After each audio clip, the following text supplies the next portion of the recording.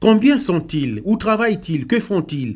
Quelles sont quelques-unes des questions auxquelles doivent répondre tous les fonctionnaires congolais sans exception, y compris ceux résidant à l'étranger, présents à leur poste de travail, assumant au quotidien les missions de service public.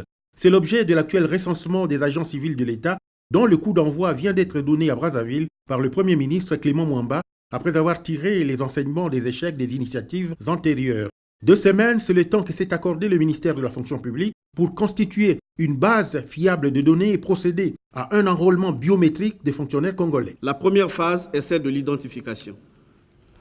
Elle permettra de constituer une base de données indispensable, d'une part, à une bonne administration des ressources humaines de l'État, mise à jour du fichier central et des fichiers secondaires, notation des fonctionnaires, organisation des conseils de discipline, préparation et tenue des commissions administratives paritaires pour la gestion des carrières, fonctionnement régulier des organes de gestion de la fonction publique.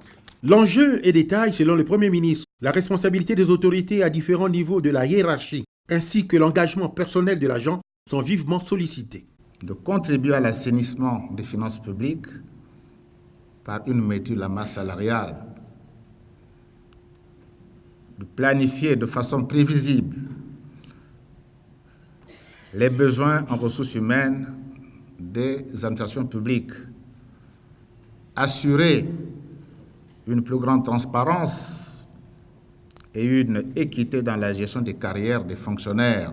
Des résultats fiables sont vivement attendus au terme de cette opération qui en soi constitue l'une des préoccupations majeures des objectifs du gouvernement en la matière, c'est-à-dire la gestion des ressources humaines de l'État.